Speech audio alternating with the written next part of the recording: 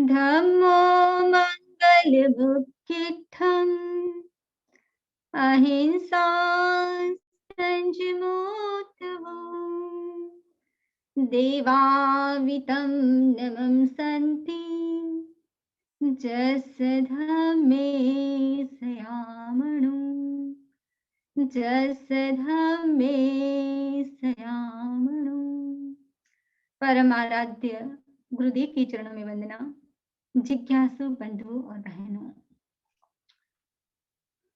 पिछले लेक्चर में हमने उपभोग परिभोग व्रत के बारे में चर्चा की।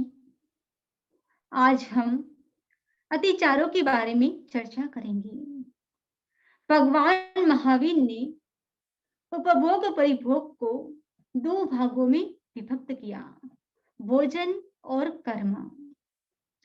सातवें व्रत में भोजन संबंधी 5 और कर्म यानी व्यापार संबंधी 15 अतिचार बताए गए हैं।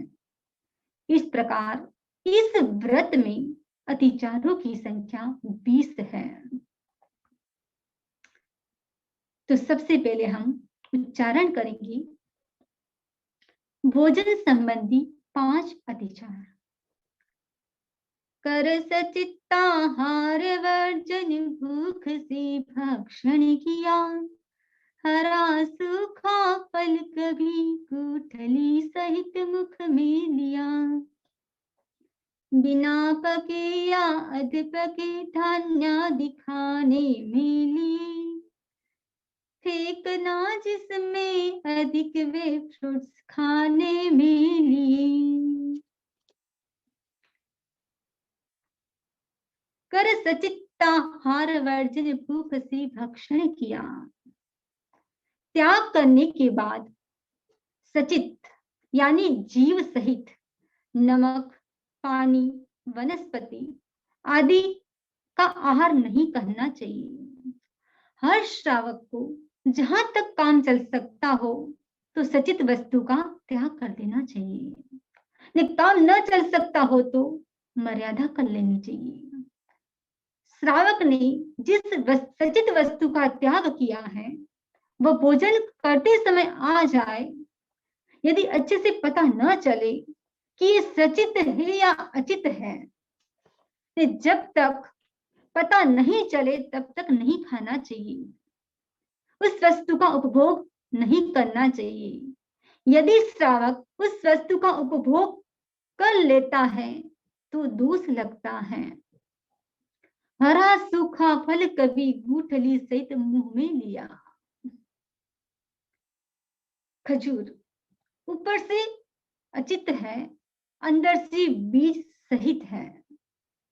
बीज सचित है। आम पका हुआ है पर अंदर गुठली है, ऊपर छिलका है, तो ये दोनों गुठली और छिलका दोनों क्या है? सचित है। व्यक्ति सोचे मैं अचित खा लूंगा और सचित को फेंक दूंगा, तो गुठली को अलग करने से पहले यदि त्यागी उसको खाता है, उसका उपभोग करता है तो दोष लगता है। बिन पके या अध पके धान्य आदि खाने में लिए। बिन पके यानी बिना पके हुए गेहूं, चावल आदि धान्य नहीं खाना चाहिए। मक्की का भूटा आग में सेका गया हो, उनमें कई दाने सचित यानी कच्चे रह जाते हैं, उन्हें अचित समझकर खा लेने से दोष लगता है।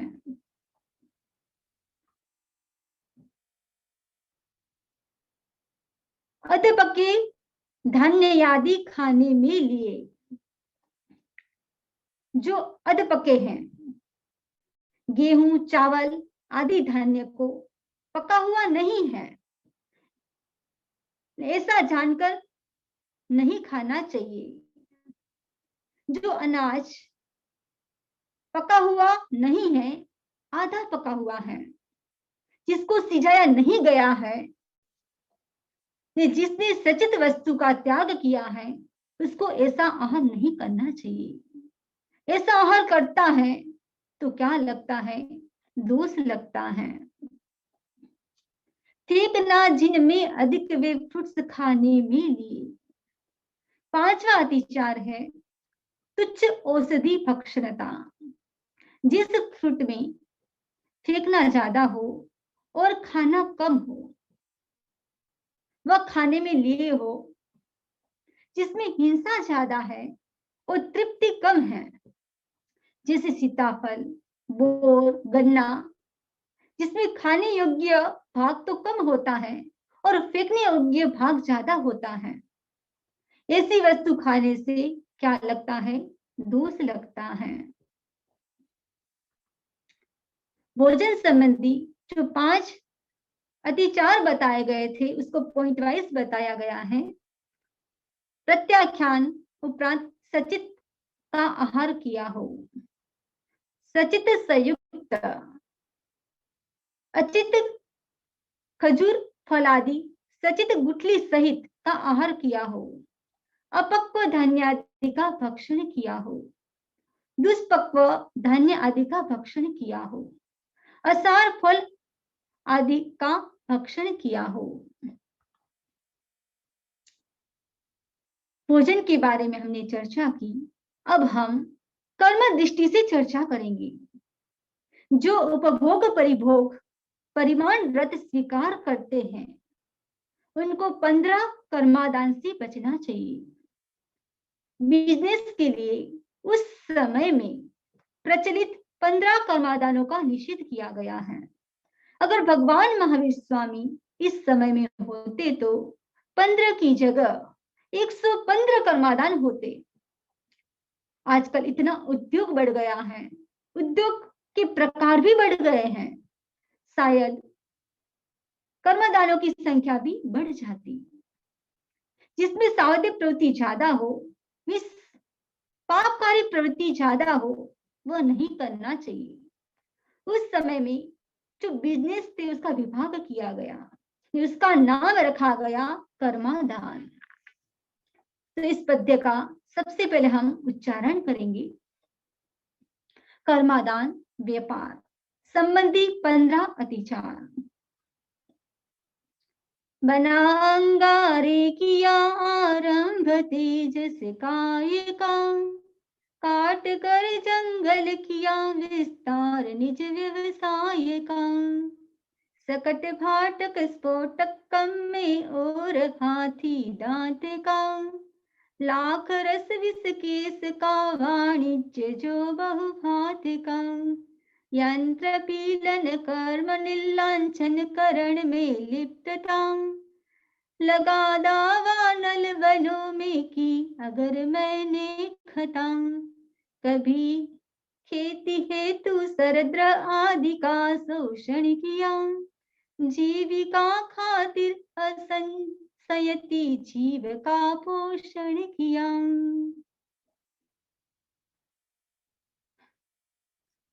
बना अंगारे किया आरंभ तेजस काय का।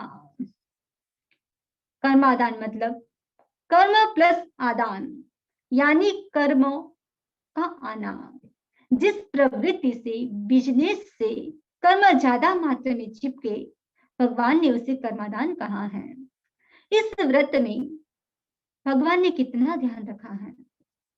एक भोजन संबंधी, एक व्यापार संबंधी, जिसमें ज्यादा मात्रा में इलेक्ट्रिसिटी यूज हो, अग्नि का काम हो, ये सब इंगाल कर्म हैं। और इंगाल कर्म यानी कोयला बनाना, कोयले बनाकर बेचना। पहले एक समय था, लोग जंगल में जाते, ईंधन काटते और उससे कोयले बनाते। उसमें पहले वनस्पति काय का आरंभ होता है, फिर अग्नि काय का आरंभ, अग्नि के साथ और भी सावध्य कार्य का आरंभ होता है। इंगाल कर्म में पहला कर्मादान है। इससे श्रावक को बचने का प्रयास करना चाहिए। आगे कहा गया, काट कर जंगल किया विस्तार निज व्यवसाय का। दूसरा कर्मादान है वन कर्म में वनस्पति को काटना, वनस्पति का बिजनेस करना, फूलों को बेचना, ये सब इसमें आ जाएगा। आजकल हम देखें काफी कंट्री में जंगल काटने की समस्या ज्यादा हो गई है। जंगल काटने से पर्यावरण भी प्रदूषित हो रहा है, हो गया है। इतने जंगल कट गए, जहां हरे भरे वन थे वहां सूखा रेगिस्तान हो गया। विष्णु समाज के गुरु जम्बीश्वर ने इस बात पर बहुत बल दिया, कोई वृक्ष न काटे। एक वृक्ष को काटना एक लड़की की हत्या जैसा है। अपना एक बेटा और एक वृक्ष बराबर होता है। तेरापन धर्म संघ में गुरु धारणा करवाई जाती है। उसमें से एक नियम है, मैं बड़ा वृक्ष नहीं काटूंगा। भगवान ने उस युग में कितना सुंदर दृष्टिकोण दिया। जंगल को मत काटो, वृक्ष भी तुम्हारे जैसा है। वृक्ष है तो मनुष्य का जीवन है। आज वृक्ष समाप्त हो जाए, वनस्पति समाप्त हो जाए, तो मानव का जीवन ही समाप्त हो जाए। अकेला आदमी भी जी नहीं सकता। इस व्रत में भगवान महावीर ने विधान किया, 12 व्रती श्रावक वृक्ष को काटने का बिजनेस न करे, जंगल को काटकर आजीविका नहीं चलाए। हम श्वास लेते हैं, हमें ऑक्सीजन चाहिए। ऑक्सीजन नहीं मिलती है तो दम घुटने लगता है। ऑक्सीजन कहां से आती है? पेड़ों से मिलती है। हम देखें, मनुष्य रहता तो घर में है, पर घूमने के लिए कहां जाता है? बगीचे में, जहां हरियाली है, वृक्ष है, वहां घूमने जाता है। कोई मकान में नहीं घूमता। हर व्यक्ति जानता है कि वृक्ष के बिना जीना मुश्किल है। इसीलिए वृक्ष को नहीं काटे, उससे आजीविका नहीं चलाए। आगे कहा गया, सकट भाटक स्फोटक कम में और हाथी दांत का। तीसरा कर्मादान है साड़ी कम में, यानी साटक कर्म। प्राचीन काल में ट्रांसपोर्ट का साधन था सकट कर्म। आजकल तो ट्रक, प्लेन, ट्रेन चलते हैं। इस युग में ट्रेन नहीं थी। उस समय में बैलगाड़ी आदि चलते थे। भगवान महावीर ने 12 व्रती श्रावक के लिए यह व्यापार का निषेध किया। निषेध का कारण रहा बैलों को पीटना, मारना, ताड़ना देना। यह क्रूर कर्म है। प्रलोभन कारण से पशुओं के ऊपर बहुत सारा भार लाद दिया जाता है। साकट कर्म में क्रूरता का प्रसंग आता है। बड़ी बड़ी गाड़ियां बनाना, जो बड़ी बड़ी कंपनी है उसकी प्रशंसा करते हैं तो भी बहुत पाप लगता है। चौथा कर्मादान है भाड़ी कमी। उस समय में ये बिजनेस होता था, पशुओं को भाड़े पर लेना, पशुओं को भाड़े पर देना, उससे बिजनेस करना। आजकल हम देखें तो गाड़ी भाड़ी पर लेते हैं या देते हैं, ये भाड़ी कर्म है। पांचवा है स्फोटक कर्म। भूमि को फोड़ना, खनिज पदार्थ निकालना, उसका बिजनेस करना। जहां पर खाली जगह बन गई है वहां पर लेक बनाना, स्विमिंग पूल बनाना और उसको बनाकर बेचना, ये सब स्फोटक कर्म है। और उसके बाद है हाथी दांत, यानी दंत वाणिज्य। छठा कर्मादान है। उस समय में हाथी दांत का बिजनेस चलता था। हाथियों को मारकर दांत निकाला जाता और उसको बेचा जाता। ये प्रोसेस भी कैसे होती है?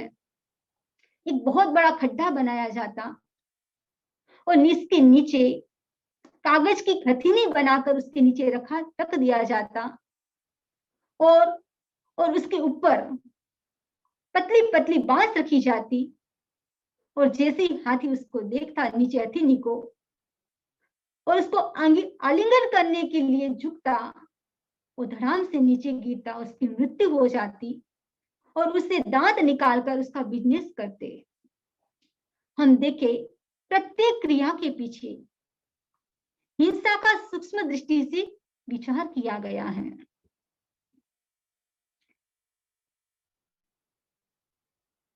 आगे कहा गया है, लाख रस विष केस वाणिज्य जो बहुभात का, सातवां कर्मादान है लख वाणिज्य, लाख का व्यापार जिससे कंगन आदि बनते हैं, इसमें भी काफी जीवों की हिंसा होती है। आठवां कर्मादान है रस वाणिज्य, यानी शराब आदि पदार्थ का बिजनेस।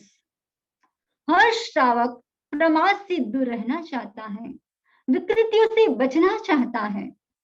शराब का बिजनेस करे ये श्रावक के लिए उचित नहीं है। ना शराब का बिजनेस करना उचित है, ना शराब पीना उचित है।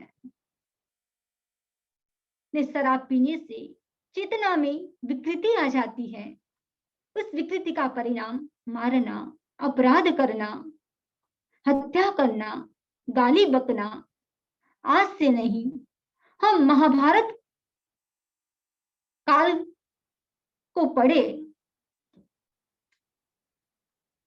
और उनको हम सुने तो हमको पता चलेगा कि यदुवंश जिसने पूरे वर्ल्ड पर शासन किया, उसका पतन कैसे हुआ। उसका पतन का कारण बना शराब। नौवां कर्मादान है विष वाणिज्य, यानी घातक जहर, मादक पदार्थ, शस्त्र आदि क्या है, वह है ये सब घातक है जिससे सामने वाले की मृत्यु हो जाए। एक बार न्यूज़पेपर में एक लेख आया था, एक अविकसित देश में बच्चों को बिस्किट में कुछ हेरोइन नाम का पदार्थ डाला जाता और बच्चों को खिला दिया जाता। 10 दिन बच्चों को फ्री में खिलाते। बच्चों को ऐसी आदत बन गई कि वो बिस्किट खरीदते, उसमें जो पदार्थ नहीं डालते तब तक उसको चैन नहीं रहता। हेरोइन नाम का पदार्थ ऐसा है कि यदि व्यक्ति कंटिन्यू इसका यूज करे तो 5-7 साल में उसकी मृत्यु हो जाती है। व्यक्ति जानता है फिर भी उसको छोड़ नहीं पाता है। शराब भी ऐसी ही है। एक बार व्यक्ति शराब पीना शुरू कर देता है, बाद में शराब उसको पीना शुरू कर देती है। मादक पदार्थ भी ऐसे ही है। एक बार व्यक्ति शुरू करता है, उसके बाद वो पदार्थ उनको खाने लग जाते हैं। 10वां कर्मादान है केस वाणिज्य, गाय, भैंस, भेड़, कुत्ता आदि जिनके केस काट कर बेचना, उसका बिजनेस करना। जहाँ केस वाणिज्य है वहां पर भी करुणा का पालन नहीं होता, संवेदनशीलता नहीं रहती, क्रूरता आती है। इसलिए श्रावक केस का व्यापार ना करे। यंत्र पीलन कर्म नीलांचन करण में लिप्तता। 11वां कर्मादान है जल पिलन कमी, यानी यंत्र पिलन, कोहलू चलाना भी 15 कर्मादान में उसका वर्जन किया गया है। इसमें प्राणी की आंखों को बंद किया जाता है, चाहे तेल पीलने का कोहलू हो या गन्ने का। आजकल ये सब काम यंत्र से होने लगे हैं। उस समय में ये सब कार्य पशुओं के द्वारा होता था। पशु से अधिक काम लिया जाता, करुणा का भाव नहीं रहता। इस दृष्टि से यंत्र पिलन कर्म का निषेध किया गया। 12वां कर्मादान है निर्लंचन कमी, यानी निर्लांछन कर्म। उस समय में बिजनेस चलता था। पशुओं को क्या करते थे कि नपुंसक बनाना। यह बिजनेस श्रावक के लिए उचित नहीं है। लगा दावा नल वनों में कि अगर मैंने खता, 13वां कर्मादान है दावाग्नि कर्म, जंगल को जलाना। एक जंगल को जलाने से न जाने कितने हिंसा होती है, कितने पशु पक्षी मरते हैं, छोटे मोटे जीवों की कोई गिनती नहीं है। श्रावक को ऐसा नहीं करना चाहिए।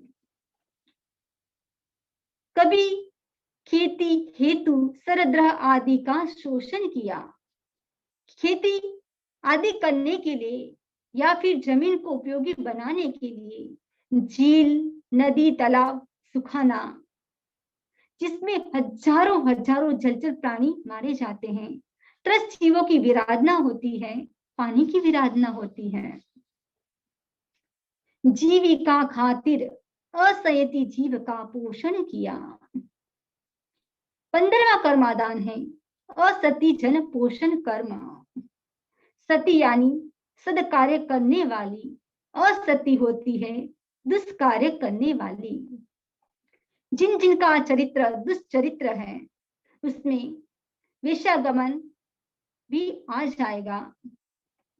और चूहे मारने के लिए बिल्ली पालना, बिल्ली को मारने के लिए कुत्ता पालना, शिकारी कुत्ते आदि पालकर बेचना, इस प्रकार के धंधे करना असती जन पोषण कर्म कहलाता है। कुछ बिजनेस पहले बहुत चलते थे, आज भी छोटे छोटे गांव में चलते होंगे तो पता नहीं। उपासक दशा, भगवत सूत्र आदि आगम ग्रंथों में उल्लेख मिलता है कि 12 व्रती श्रावक कर्म 15 कर्मादानों का वर्जन कर आजीविका चलाते थे। ये 15 कर्मादान हैं जिसमें अधिक मात्रा में हिंसा होती है। यदि इसका बिजनेस आप नहीं करते हो तो क्या करे, भविष्य में भी इसका बिजनेस नहीं करे, उसका त्याग कर दे। इससे भी कोई बिजनेस आपका चल रहा हो तो भी क्या करे, उसको भी छोड़ने का प्रयास करे। छोड़ सके तो उत्तम है, यदि छोड़ नहीं पा रहे हो तो मर्यादा कर ले। मर्यादा भी कैसे करना है, कुछ वर्ष के बाद मैं नहीं करूंगा, या भी मैं जो भी बिजनेस कर रहा हूं मैं आने वाली पीढ़ी को सौंप दूंगा। पहली बात, हो सके तो उसका त्याग करे। दूसरी बात, छोड़ने का प्रयास करे। तीसरी बात, छोड़ नहीं सके तो क्या करे, उसकी मर्यादा करे। इस प्रकार हमने 5 भोजन संबंधी अतिचार और 15 कर्मादान, इस प्रकार हमने 20 अतिचारों की चर्चा की। इससे हर श्रावक बचने का प्रयास करे। और अब हम जानते हैं श्रावक के 12 व्रत।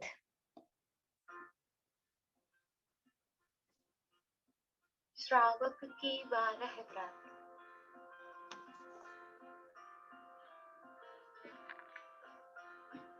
पहला, अहिंसा Anuvrat.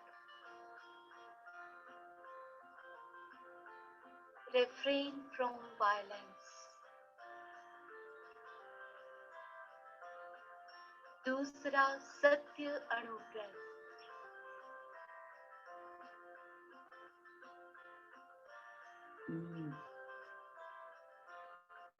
Refrain from gross lies.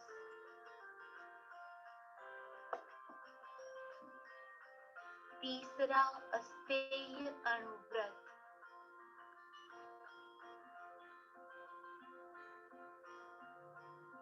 Refrain from stealing.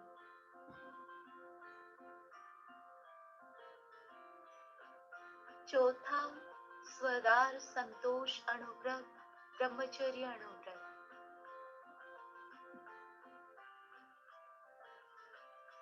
Refrain from licentious lifestyle. पांचवा, इच्छा परिमाण व्रत, अपरिग्रह अनुव्रत।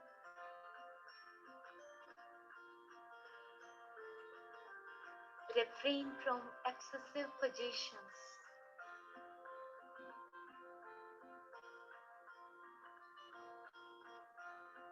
छठा दिक व्रत,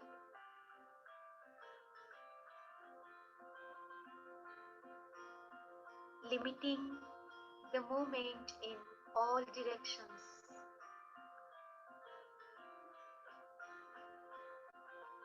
सातवां उपभोग परिभोग परिमाण व्रत,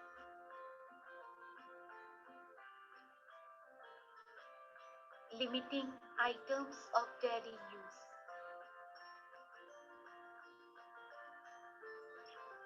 आठवां अनर्थ दंड विरमण व्रत,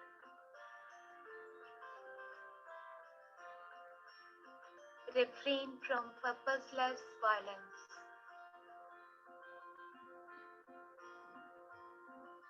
नौवां सामायिक व्रत,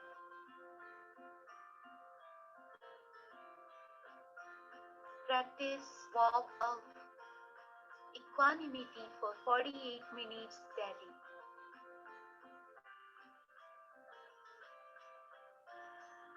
दसवां देशावकाशिक व्रत,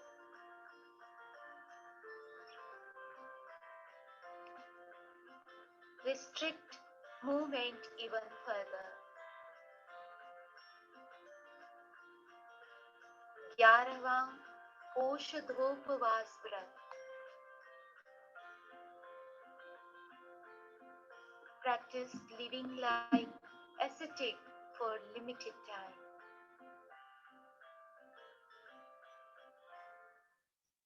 12वां यथा संविभाग व्रत,